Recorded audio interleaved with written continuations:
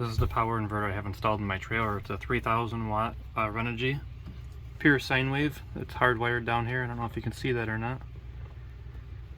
And it's running off of this Chin's 300 amp hour lithium smart battery. It's got Bluetooth on it so you can see all your battery stats and what your load is that's being drawn from it, and how much charge you're getting when it's charging. Thing is amazing. I had it running for about a week with a refrigerator and a little deep freezer I'd bought for traveling, and the furnace ran for, I think it was 3 full nights on the way down, and it kept up. I have 800 watts of solar on the roof. It's also Renogy with a 60 amp charge controller, and it kept up pretty good. It definitely works a lot better in the full sun in Florida than it did in Michigan. So here is the Chin's Bluetooth app if you have the Chin's Bluetooth smart battery. Very nice user-friendly app.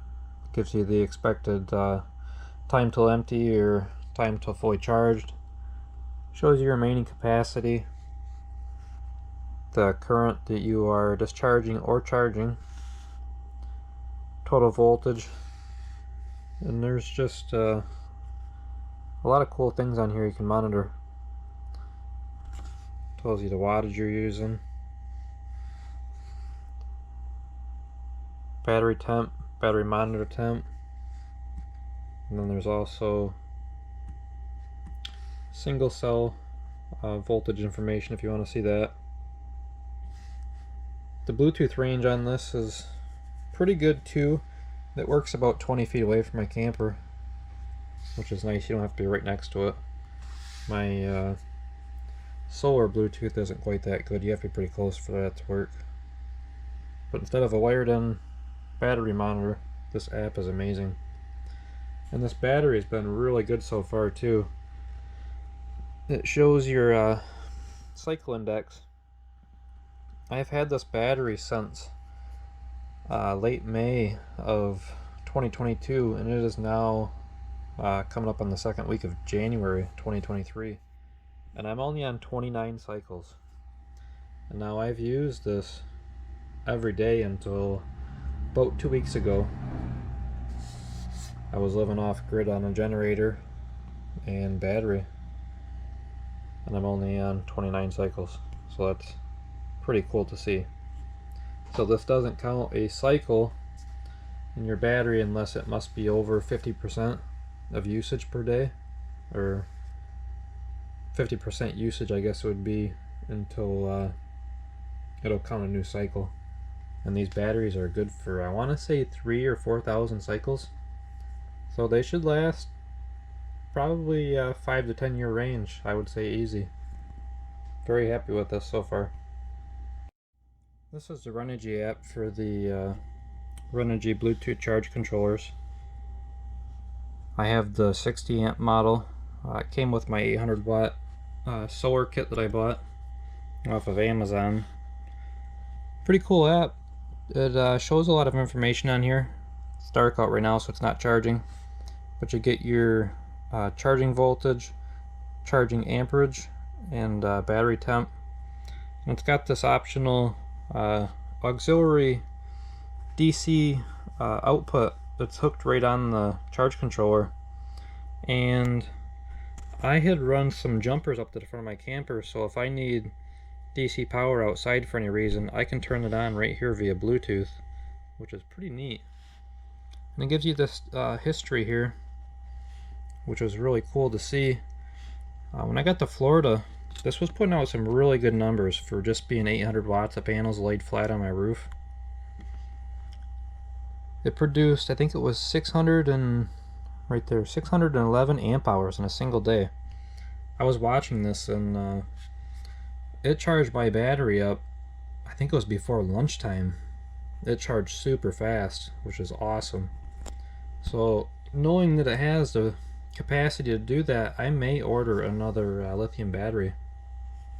Maybe another 300 amp hour, because that battery is amazing. If I had 2 of them, I could probably go for about a week in the wintertime without any sun or generator, and have my fridge, freezers, furnace going and be fine. This other setup I want to show you here, this was for traveling. I had this suction line I'd made coming out of this tank from Walmart, just a little water tank. I think it's a 7 or 8 gallon. I made this for my pop-up a few years ago. I decided to put it in here for traveling in the wintertime because I didn't want to fill my fresh tanks and have them freeze on the road. But just some simple adapters from the hardware store and a piece of PEX I have crimped on here for a pickup tube.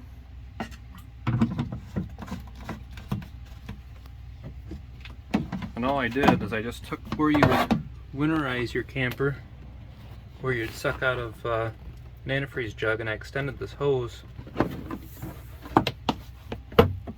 And I have an adapter on the end, just took a supply line to, just 5/8 hose barb to a 1/2 inch pipe thread with a 1/2 inch supply line. And you just screw it on here. And you have fresh water that's not underneath the camper where it's below zero, or below freezing. I think it was 12 degrees when I left Michigan. And this worked perfect. I had that, and then I have this other tank here just to fill that back up, and that was enough water for, I think it was 5 or 6 days traveling down the road. And here is also a water filter I installed. This is hooked to my pump. It comes from the pump straight to this first, and this works really good. Just a regular household water filter. And I added this too for wintertime when I was in Michigan. I gotta take this out still, but just a vacuum tube coming through the side of the bed here. And I have it routed inside here just to heat this storage bay, because the pump is up in the corner, and that froze a few times on me because there was no heater at the bed. So that really worked good. Let me show you another thing here in the shower too.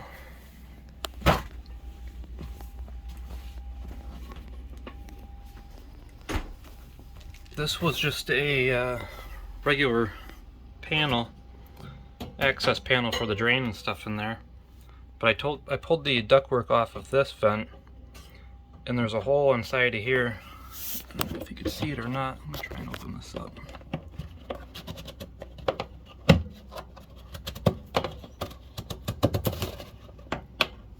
Oh, got my finger stuck in it now. So there's a hole in the floor where the water lines come down, and the water kept freezing down there on me.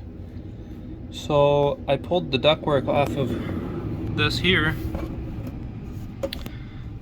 and I have it stuck just down in that hole, so it was blowing on the tanks to keep stuff warm down there.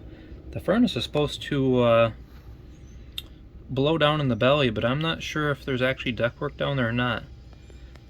And back in the corner in there, I also added another 3-inch duct just blowing into this cavity down here. And since I took the access panel off, a lot of the heat comes out of here now. So the bathroom's still warm, and there's still even heat throughout the trailer. One more thing. I also added another vent here right on the side of the furnace too. This was blocked off, and I think it was too restricted because down on the bottom of the furnace here, where it's sitting on this vinyl flooring, it was actually starting to burn. So I'm glad I seen that and I opened it up. But this vent here I made, I don't know if you can see it or not, I have it riveted on, and I have a rivet in the middle, so you can actually turn this and adjust how much you want that open and blowing in here, which is kind of nice. And I still have these other 2 ducts here hooked up too. So in the wintertime it still was pretty good even heat, and it kept the water thawed out until probably about 25 degrees once it got below that, everything would freeze up still. Having this temperature on your battery is awesome too. I used this since it was underneath my bed in the storage bay that was not heated, to keep an eye on the temp down there, because that's where my water pump and the water heater is, and some of the main lines going down through the floor right there too, so I could see if it was getting down below freezing temps in there, if I had to turn the heat up or turn it down, and it was really nice to see what it stayed at. And usually with the furnace set, daytime was about 70 degrees in here, and it was about 25 to 30 degrees outside on average. It would stay just under 60 degrees underneath my bed with that ductwork I made.